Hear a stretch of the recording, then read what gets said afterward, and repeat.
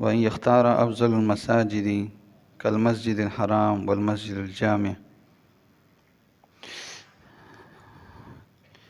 گزشتہ درس کے اندر اعتکاف کے حوالے سے بہت ساری باتیں ہوئی ہیں۔ آج ہم پڑھیں گے اعتکاف کے جو آداب ہے۔ وہاں تو یہ چاہیے تھا کہ شروع سے باتیں ہو جائیں، لیکن بہت ساری باتیں ہو چکی، اس لیے آداب کی طرف آتے ہیں۔ تو یہ فتاوی ہندیہ ہے، اس کے اندر اعتکاف کے بہت سارے مسائل ہیں، تو سوچا بہت سارے مسائل ہیں، ہمارے ساتھی ان مسائل سے ناواقف ہیں، تو ان کی وضاحت بھی ہو جائے گی، آپ کے علم میں اضافہ ہو جائے گا، ہمارے علم میں بھی ہو جائے گا۔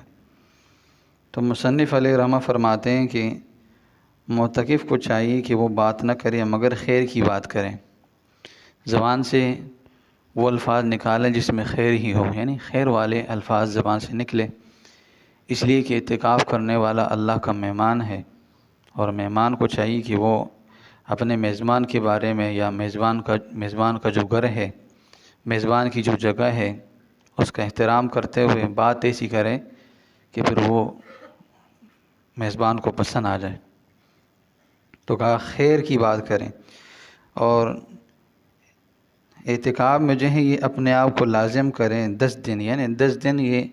اللہ تعالیٰ کو اس نے دیے ہیں، تو صرف اور صرف اللہ تعالیٰ کے ہی ہو، کسی اور کے نہ ہو، کوئی اور بندہ اس میں شامل نہ ہو، بلکہ اس کا تعلق، اس کی خلوت صرف اور صرف اللہ تعالیٰ کے ساتھ ہو۔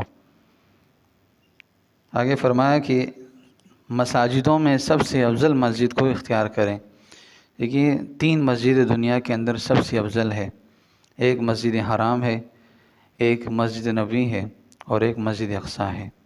فرمایا مسجد حرام کے اندر جو بند نماز پڑھتے ہیں، اللہ تعالیٰ 1,00,000 نماز پڑھنے کا ثواب عطا فرماتے ہیں، اور جو لوگ مسجد نبوی کے اندر نماز پڑھتے ہیں، اللہ تعالیٰ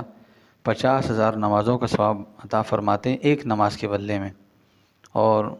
مسجد اقصیٰ میں جو لوگ نماز پڑھتے ہیں، اللہ تعالیٰ نے 25,000 نماز کا ثواب عطا فرماتے ہیں ایک نماز کے بدلے میں۔ تو فرمایا سب سے افضل مسجد کیا ہے کہ اعتکاف کیا جائے اس کے اندر، وہ ہے مسجد حرام، اور دوسرے نمبر پر کیا ہے، مسجد نبوی ہے۔ اللہ تعالیٰ ہم سب کو وہ دن بھی دکھائے کہ ہم سب مسجد حرام میں ہوں یا مسجد نبوی ہوں اور اعتکاف کریں۔ والمسجد الجامع، اس طرح جامع مسجد، یعنی وہ مسجد جس میں جمعے کی نماز بھی ہوتی ہو، اور باقاعدہ 5 نمازیں جماعت کے ساتھ ہوتی ہو،